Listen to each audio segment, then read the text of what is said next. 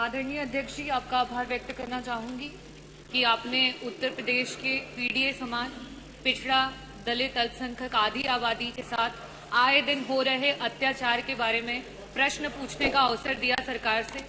NCRB के आंकड़े स्वयं ये बयां कर रहे हैं कि किस तरह से आए दिन एससी एसटी के ऊपर और साथ ही साथ महिलाओं के ऊपर जिस तरीके से अत्याचार बढ़ता चला जा रहा है। मेरा प्रश्न था कि संदिग्ध हत्याओं में क्या सरकार वीडियोग्राफी कराती है या पैनल डॉक्टर्स के द्वारा वहां पे पोस्टमार्टम कराती है।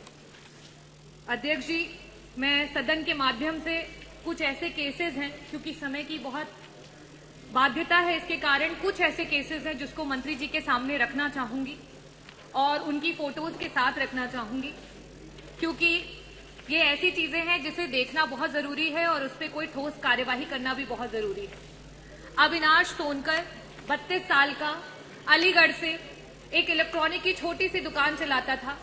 उसकी पोस्टमार्टम रिपोर्ट में ये आता है कि उसका जो एग्जिट और एंट्री वुंड है वो उसकी शव की फोटो से मेल नहीं खाता है और पुलिस कहीं ना कहीं इसे ये दर्शा रही है कि वो एक सुसाइड है, जबकि पोस्टमार्टम रिपोर्ट में ये भी पाया गया है कि दोनों एग्जिट और एंट्री साइड पे जो बोन्स है वो फ्रैक्चर पाई गई हैं, जो कि सुसाइड में कनपटी से जब आप गोली चलाएंगे, बुलेट चलाएंगे तो ऐसी स्थिति में होना पॉसिबल नहीं है। तो पोस्टमार्टम की रिपोर्ट और साथ ही साथ जो शव की फोटो है उसमें कोई मेल नहीं है और ना ही यहाँ पे किसी पैनल ऑफ डॉक्टर ने इस पोस्टमार्टम को किया है और ना ही इसमें कोई वीडियोग्राफी की गई है।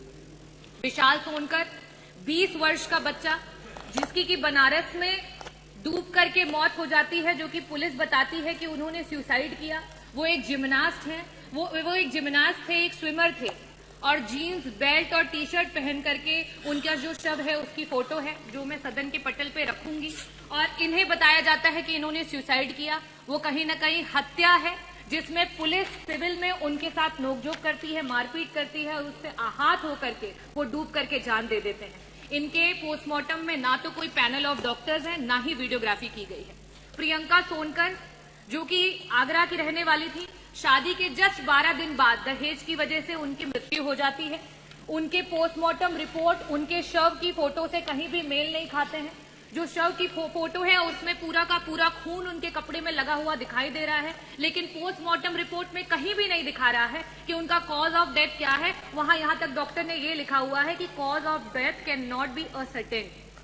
ऐसे बहुत सारे पोस्टमार्टम रिपोर्ट्स हैं। विशुन पाल, एक पीडीए समाज का व्यक्ति जिसकी हत्या हो जाती है, उसमें कई सारे लोग उसके लिए धरना देते हैं। 27 नामजद मुकदमे होते हैं, 100 अज्ञात मुकदमे होते हैं, लेकिन विशुन पाल जी की जब पोस्टमार्टम होती है तो उसमें ना तो पैनल ऑफ डॉक्टर्स है, ना ही वीडियोग्राफी है और बाद में उनको एक नॉर्मल डेथ करार कर दिया जाता है, जिसपे कोई भी कार्यवाही नहीं होती है।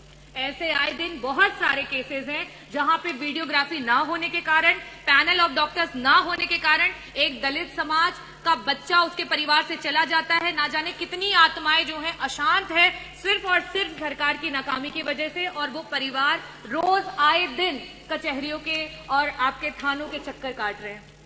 मेरा प्रश्न सरकार से ये है, मंत्री जी से ये है, सबसे पहला प्रश्न कि क्या सरकार ने कोई ऐसा नियम लागू किया है कि सारे के सारे जितने भी थाने हैं उत्तर प्रदेश में, वहां पे सीसीटीवी की निगरानी में सारे कार्य हो रहे हैं? और अगर सीसीटीवी की निगरानी में नहीं हो रहे हैं तो क्या कस्टोडियल डेथ्स को लिबर्टी देने के लिए ये किया जा रहा है? मेरा पहला प्रश्न ये।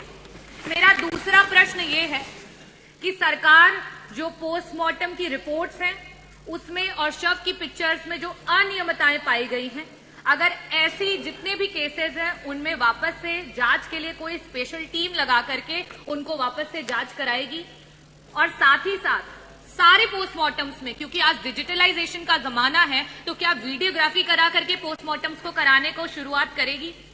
मेरा लास्ट सवाल आपसे ये है मंत्री जी कि आए दिन आपके खुद के एनसीआरबी के आंकड़े बता रहे हैं कि किस तरीके से हत्याएं बढ़ती चली जा रही हैं, महिलाओं के खिलाफ अपराध बढ़ते चले जा रहे हैं। ये रीसेंट डेटा पढ़ के मैं आ रही हूं और अगर आप चाहेंगे तो मैं यहाँ टेबल भी कर दूंगी। आप इशारों से बताना चाह रहे हैं कि ये गलत है, चाहे वो महिलाओं के खिलाफ अपराध हो जिसमें 1 लाख पॉपुलेशन में 60,000 महिलाएं हैं जो आए दिन अपराध का शिकार हो रही हैं। साथ ही साथ SC ST कम्युनिटी का भी मैं टेबल कर दूंगी। मेरा आपसे आखिरी प्रश्न ये है कि जो परिवार अपने लोगों को खो दे रहा है, एक प्रजापति समाज के 2 बच्चे छोटी सी चाउमीन की दुकान चलाते थे जौनपुर में, मात्र थाने से 100 मीटर की दूरी पे गला रेत करके उनकी हत्या कर दी गई। और ऐसे ना जाने बहुत सारी वारदातें सामने आई हैं।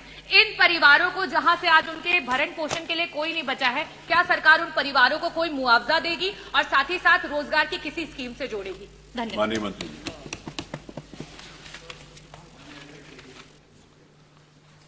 पहला सवाल पोस्टमार्टम से संबंधित है और दूसरा सवाल मान्यवर जो हमारा क्राइम डाटाज हैं उनसे संबंधित है। मान्यवर जो पहले हम क्राइम डाटा के बारे में बता दें, ये जो अभी तक क्राइम डाटा आपने बताया है मान्यवर, ये पूरी तरीके से सही नहीं है। एनसीआरबी का आंकड़ा अभी मोना जी जिक्र कर रही थी कि 2022 के बाद मिला नहीं। आपको पता नहीं कहां से मिला, मुझे नहीं मालूम, लेकिन तो हम चलो 22, अरे हम 22 को आधार मान लेते हैं। आप क्यों चिंता करती हैं? मान्यवर, ये महिलाओं के विरुद्ध जो अपराध है मान्यवर, उसमें हमारा भारत में 14वां नंबर है। यानी हमसे बाकी स्टेट जो हैं हमसे ऊपर हैं, हम 14वें स्थान पर हैं मान्यवर। ये 2022 का है। इसमें SC ST का जो आंकड़ा है उसमें हम 6ठे स्थान पर हैं। आपने 2 बातें कही, SC ST वाली बात कही महिलाओं के विरुद्ध, और एक बात कही आपने केवल महिलाओं के अपराध के बारे में। तो 2018 में अब जो हमारे पास अभी तक जो आंकड़े हैं मान्यवर, अब सुन लीजिए पूरी बात, हम आपको अभी बताए दे रहे हैं। आप चिंता मत करिए, हर बात का जवाब मेरे पास है।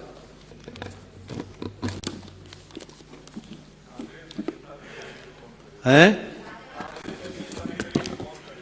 हाँ बिल्कुल सही बात है। देखिए,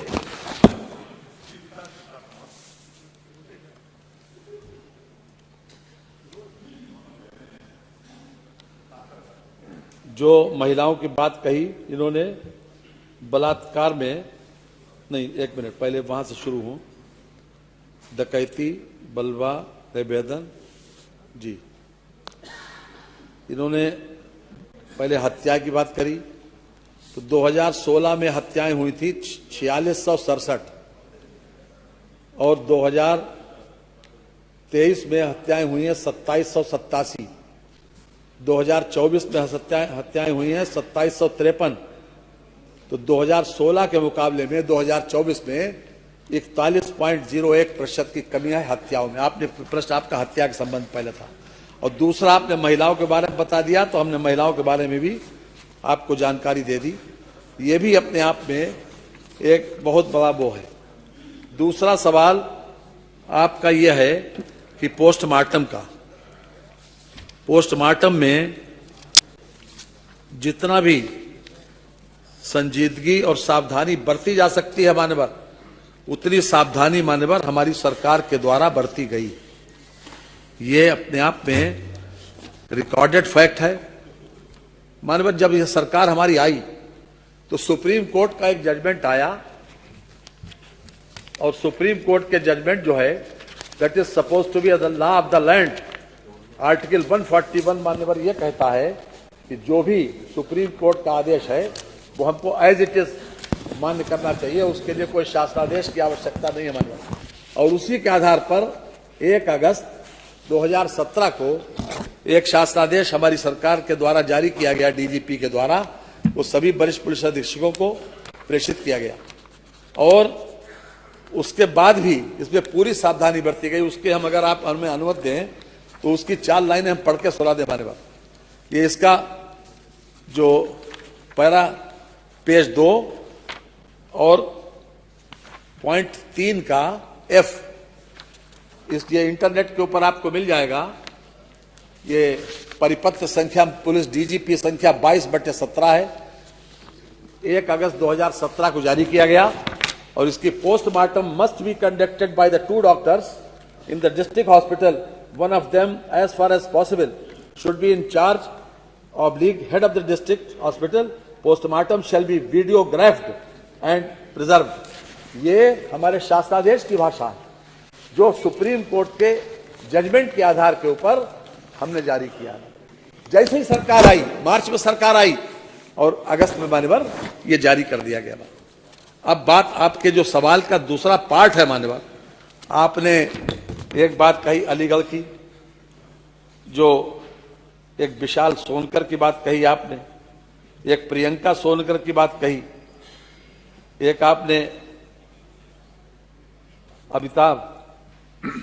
अविनाश सोनकर की बात कही और एक विष्णुपाल की बात कही। मान्यवर ये इंडिविजुअल केसेस की, न तो आपने इसमें हमें क्राइम नंबर दिया, न हमको ये बताया कौन से सन का केस है। मान्यवर इंडिविजुअल केसेस की जिसके बारे में मान्यवर पहले से कोई जानकारी नहीं है, तो वो तो आप दे नहीं, आप अपनी बात के वो कोट करने में वजन भले ही दे रही हो, लेकिन ये मेरे पास सूचनाएं नहीं है। दूसरी बात यह है कि जो हमारी व्यवस्था है, उस व्यवस्था में हमने इसमें दिया भी है कि संदिग्ध प्रकरणों में जहां बलात्कार हो, हत्या हो, दहेज हत्या हो, पुलिस फायरिंग में मौत हो, जेल में विचाराधीन तथा अथवा सजा याफ्ता की मृत्यु, पुलिस कस्टडी में मौत, इन सारी की सारी मामलों में मानवर वीडियोग्राफी भी होती है और 2 डॉक्टर से पैनल से पोस्टमार्टम भी होता है। और साथ ही साथ हमने अभी उसके बाद भी जो हमारे शासनादेश जारी किए, हम उसके भी अभी आपको पढ़ के सुनाई देते हैं। उसमें पूरी बात की, इस बात की संभावना ध्यान रखा गया है। जो दहेज हत्या की बात आई, हमारे वहां अगर कोई 7 साल के अंदर, आपने एक 12 दिन की बात कही, अभी 7 साल के अंदर अगर कोई सुसाइड भी कर ले, पहले जो केस 304B हुआ करता था, अगर उसमें कोई सुसाइड भी कर ले तो वो भी दहेज हत्या के अंदर लिखा जाता है। मान्यवर हमारी व्यवस्था ये है, हमारे बीएस में, भारतीय न्याय संहिता में व्यवस्था ये है। मैं इस बात को इसलिए कोट कर रहा हूं कि जब तक इन सब चीजों में अगर कोई भी व्यक्ति संदिग्ध परिस्थिति में किसी ने चाहे सुसाइड किया हो या किसी का मर्डर हुआ हो, तो उसके लिए ऑलरेडी व्यवस्था है मान्यवर। इसके अलावा भी मान्यवर हमने 24 घंटे पोस्टमार्टम की व्यवस्था की। पहले 9:30 बजे सुबह से था, उसके बाद हमने रात में भी सूर्यास्त होने के बाद भी व्यवस्था की है। अभी 31/1/25 को भी एक शासनादेश जारी करके इस बात की व्यवस्था की गई है ताकि ये किसी प्रकार का, ये 31/1/25 का शासनादेश है। और उनके पोस्टमार्टम में ये भी है कि उनके बैठने की अगर वो चाहें कि परिवार के लोग, तो बैठ भी सकते हैं मान्यवर। इसलिए पूरी सावधानी इस बात की बरती गई है कि न्याय हो और मान्यवर न्याय दिखाई भी पड़े। आपकी जो मंशा है इंडिविजुअल केसेस में, देखिए कंट्राडिक्शंस होते हैं, ये बात सही है, कंट्राडिक्शंस होते हैं। फैक्ट्स के गवाह कुछ कहते हैं मान्यवर और पोस्टमार्टम की रिपोर्ट कुछ कहती है। जब फैक्ट्स के गवाह और पोस्टमार्टम की रिपोर्ट जब कोराबोरेट करती है, तभी कहीं जाके पनिशमेंट मिलता है। और दोनों में अगर डिफरेंस ऑफ ओपिनियन होता है तो मान्यवर उस केस में कुछ भी नहीं होता है। इसलिए जो फैक्ट्स के गवाह हैं और हमारी सरकार ने सबसे ज्यादा कन्विक्शन अपने आप में यह साबित करता है कि हमारी सरकार ने सबसे ज्यादा इस बात पर ध्यान दिया कि मर्डर को भी रोका जा सके। हालांकि मान्यवर 2-3 कैटेगरी के मर्डर ऐसे हैं कि जो हमारी समझ से इसको रोकना मुश्किल है।